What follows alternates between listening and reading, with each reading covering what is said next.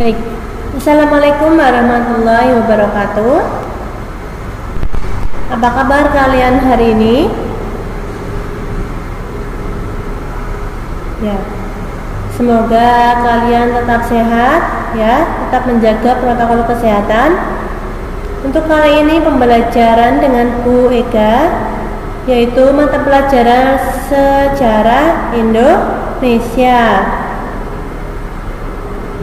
Ya, kita lanjutkan sesudah UTS dengan bab 4 dengan tema pengaruh agama dan kebudayaan Islam di Indonesia. Sebelum pembelajaran, mari kita berdoa bersama.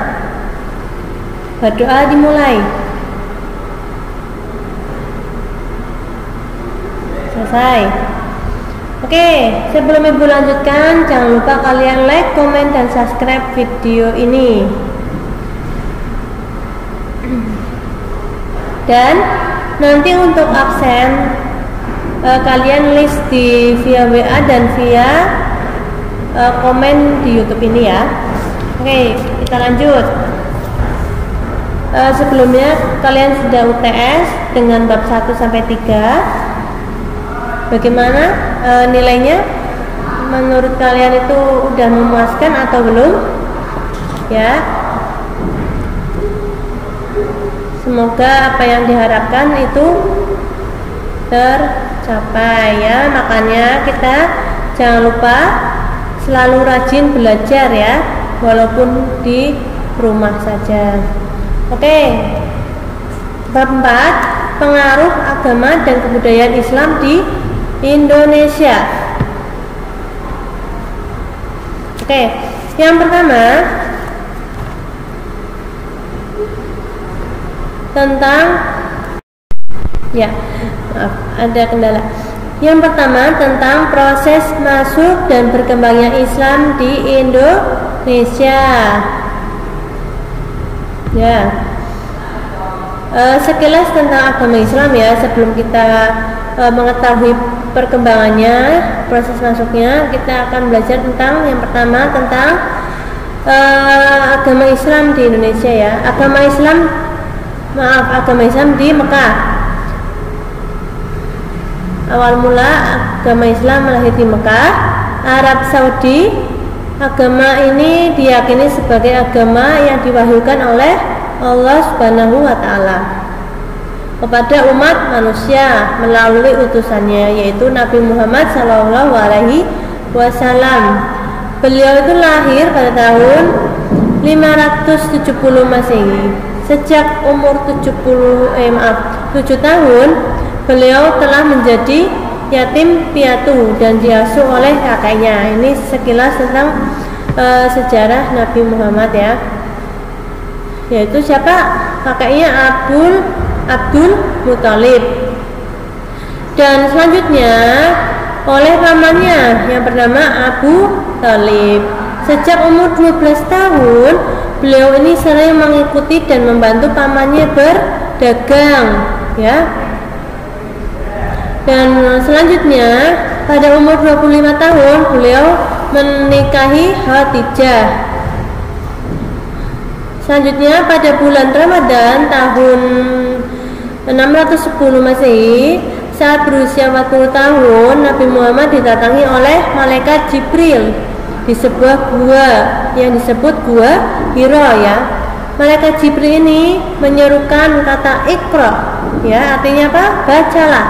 Terjadi dialog panjang antara Nabi Muhammad dan malaikat Jibril. Melalui dialog ini Muhammad diangkat menjadi Rasul Allah, dan dari situlah dimulai proses turunnya Al-Quran, kitab suci agama Islam. Selanjutnya ada teori-teori tentang masuknya agama Islam di Nusantara ya. Ada 3 teori mengenai proses masuknya agama Islam ke Nusantara. Yang pertama, kalian bisa dicatat ya di buku tulis. Yang pertama tentang teori Gujarat ya. Terus ada teori Mekah. Selanjutnya ada teori Persia. Ya, ada 3 teori apa tadi? Hujarat, Mekah, dan Persia. Bukan kucing Persia ya. Selanjutnya ya, yang pertama tadi teori Hujarat. Menurut teori ini yang didukung oleh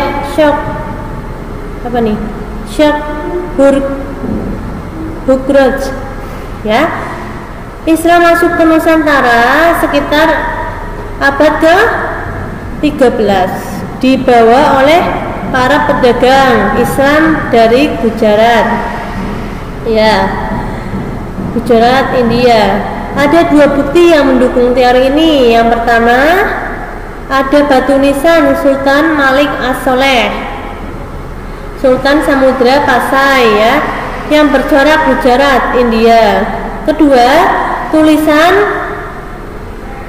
Marco Polo, pedagang dari Venesia, yang menyatakan pernah singgah di Perlak pada tahun 1292 dan mendapat banyak penduduknya beragama Islam serta peran pedagang India dalam penyebaran agama tersebut. Ya, yang kedua adalah teori Mekah, ya, didukung oleh Buya Hamka dan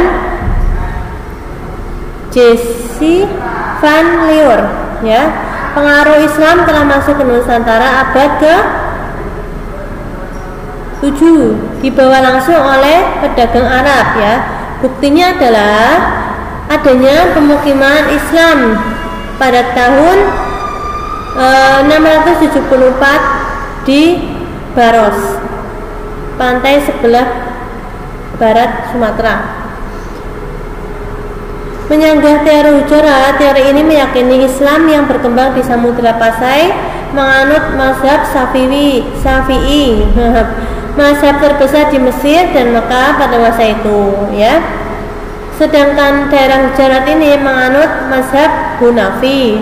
Selain itu, Sultan Pasai menggunakan gelar Al-Malik, gelar yang lazim dipakai Mesir saat itu. Masih banyak buktinya lain, ya, pada teori Mekah. Yang ketiga, teori Persia. Menurut teori yang didukung oleh Hossein Jajadiningrat ini, Islam di Indonesia dibawa masuk oleh orang-orang Persia sekitar abad ke-13 juga, ya. Bukti pendukung teori ini adalah adanya upacara Tabot, upacara memperingati meninggalnya Husain bin Ali, ya, cucu Nabi Muhammad, di Bengkulu dan Sumatera Barat, ya. Upacara ini juga merupakan ritual tahunan di Persia. Selain itu, ada kesamaan antara ajaran Sufi yang dianut Syekh Siti Jenar dan Sufi Iran beraliran Al-Hallaj. Ya. Lalu teori manakah yang benar? Dari tafsiran terhadap ketiga pandangan itu, umumnya orang menerima bahwa Islam ini sudah masuk ke Indonesia abad ke-8, namun 7. Namun baru berkembang pesat di abad 13 sejalan dengan semakin mundurnya kerajaan-kerajaan bercorak Hindu Buddha, ya. Untuk materi sebelumnya kita sudah mempelajari Hindu dan Buddha. Ini ada sangkut pautnya di Indonesia. Selain itu, semakin ramainya pedagang Arab Persia Gujarat di Indonesia, maka ketiga ini termasuk tentang teori-teori masuknya agama Islam ke Nusantara, ya. Tadi ada apa aja? Teori Hujarat, teori Mekah, dan teori Persia. Lanjut, ada jalur-jalur penyebaran Islam di Indonesia, ya. Jalur-jalur Islam di Indonesia, ya. Proses masuk dan berkembangnya agama dan kebudayaan di Nusantara maka umumnya berjalan dengan damai, ya. Oleh karena itu, Islam mendapat sambutan, ya, sambutan yang baik dari masyarakat, baik kalangan raja, bangsawan maupun rakyat biasa. Ya, hal tersebut didukung oleh faktor-faktor berikut nih, ada 3, yaitu syarat memeluk Islam sangat mudah, ya, cukup dengan mengucap syahadat. Gimana? Asyhadu alla ilaha illallah wa asyhadu anna Muhammadar Rasulullah. Yang kedua, tata cara beribadat Islam sederhana, ya, tidak perlu persiapan yang rumit, ya, nggak harus mempersiapkan aneh-aneh, ya. Yang ketiga, Islam tidak mengenal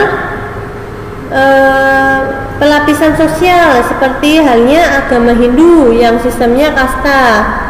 Tidak heran orang Nusantara, apalagi yang berasal dari golongan bawah, secara ekonomi dan sosial mudah menerima agama ini, yaitu agama Islam. Lanjut, penyebaran Islam berlangsung damai, itu ya, cara penyebarannya yaitu dengan saluran perdagangan tadi, ada perkawinan, terus dengan pendidikan juga bisa, terus ajaran tasawuf, dakwah dan kesenian pedagang mubalik. Masih banyak lagi, ada guru agama, ada kesenian, ada dengan haji berperan penting dalam proses tersebut, ya. Itu pada zaman dulu itu penyebaran Islam itu dengan seperti itu, ya. Salah satunya tadi ada dagang, perkawinan. Jalurnya berdagang itu merupakan metode penyebaran Islam yang paling kentara, bahkan dapat dikatakan sebagai jalur utama, dan utama ini berdagang, ya. Karena apa? Bertemu dengan satu dengan yang lainnya, ya. Menurut Roma Pires sekitar abad ke-7 sampai abad ke-14, lalu lintas perdagangan melalui Nusantara sangat ramai, ya.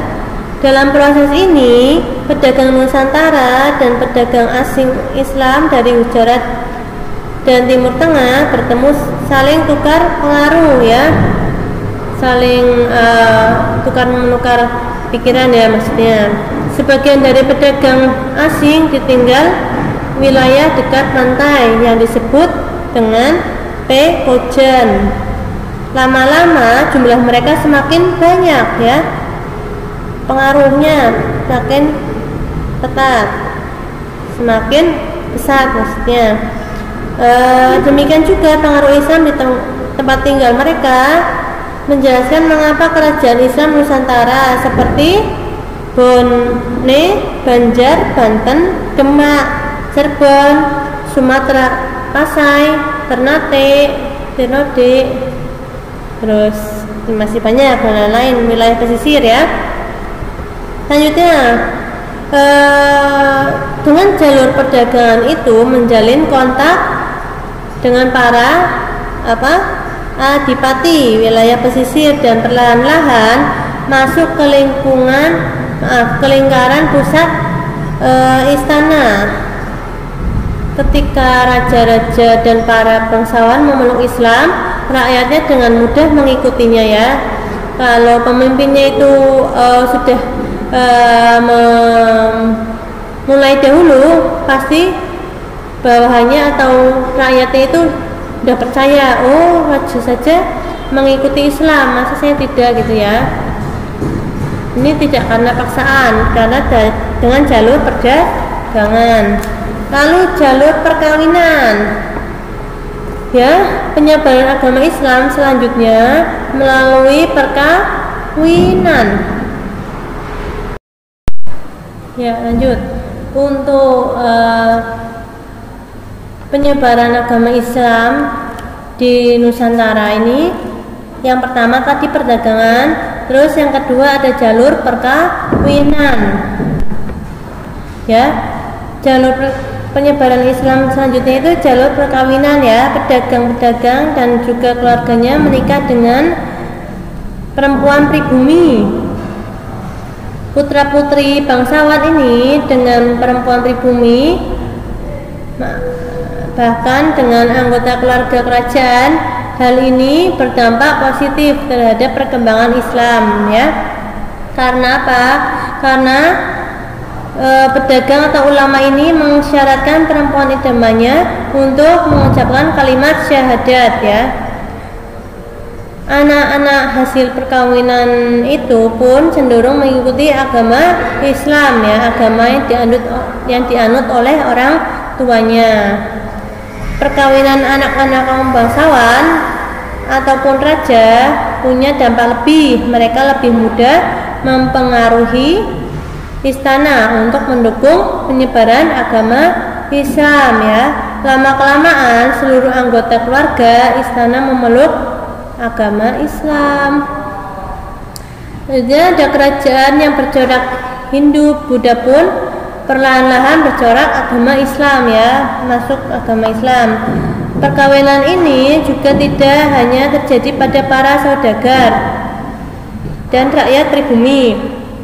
Biasanya di antara para saudagar dan kaum darah biru, tapi juga di antara putra-putri Kesultanan Islami itu sendiri. Contohnya perkawinan antara Kertabumi Brawijaya, Raja Majapahit dengan Putri Campa, ya. Putri cantik dan cerdas ini adalah persembahan tanda persahabatan dari Kaisar Tiongkok Yalu dari dinasti Ming, yaitu Islam. Ya, ini dalam sejarah. Contoh lain ada perkawinan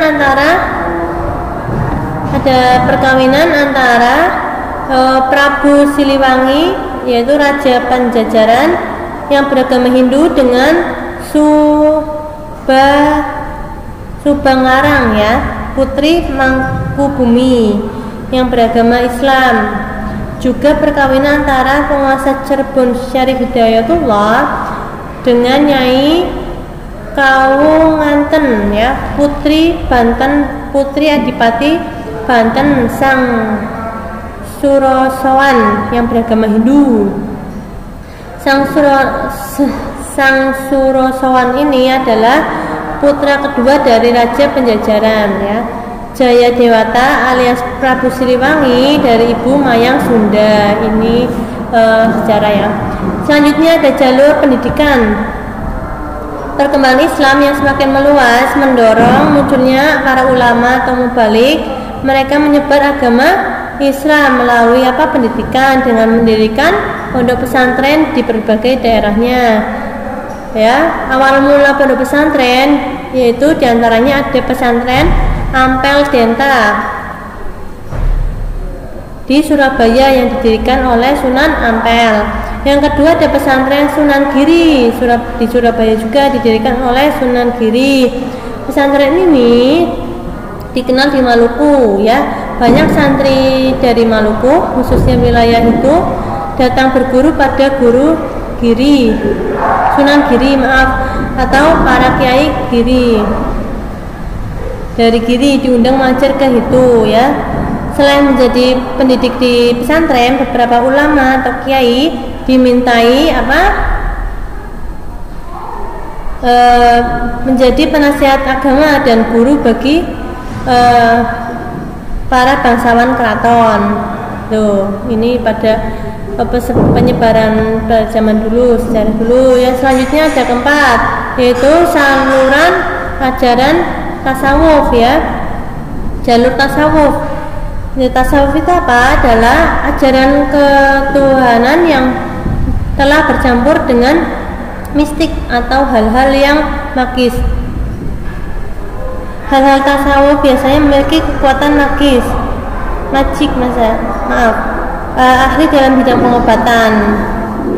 Ajaran tasawuf ini banyak dijumpai dalam cerita babat dan hikayat dari masyarakat setempat.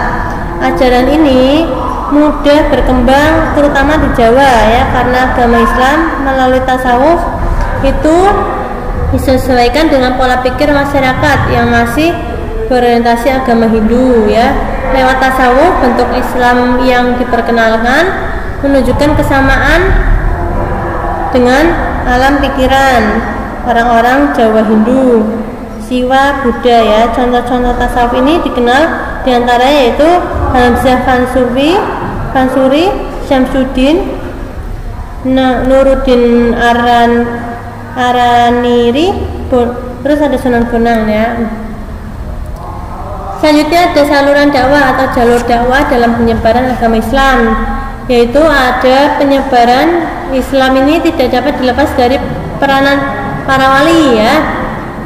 Contohnya ada Sunan Gresik, ada Sunan Gunung Jati, ada Sunan Ampel, Sunan Giri, Sunan Kalijaga ya. Wali Songo ini Sunan Muria dan Sunan Derajat. Selanjutnya ada jalur kesenian ya, penyebaran agama Islam dengan kesenian, yaitu disebarkan melalui kesenian ini beberapa bentuk telah disebutkan seperti wayang itu oleh Sunan Kalijaga, yaitu gamelan, ada Sunan Bonang, serta ganding.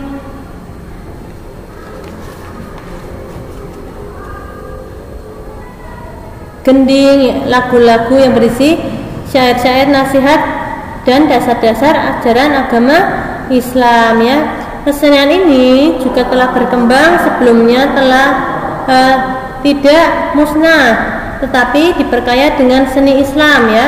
Proses tersebut diakulturasi, disebut akulturasi ya. Seni sastra juga berkembang pesat, banyak buku tentang tasawuf, hikayat dalam bahasa Melayu. Ya, selanjutnya ada kerajaan-kerajaan Islam di Indonesia. Oke, cukup sekian pembelajaran Bu Ega untuk sejarah Indonesia. Jangan lupa absen dan dipelajari lagi. Dilihat PDF-nya yang Ibu telah share ya di grup, via grup. Kurang lebih ya mohon maaf. Jika ada pertanyaan nanti bisa via Japri. Kurang lebih mohon maaf. Assalamualaikum warahmatullahi wabarakatuh.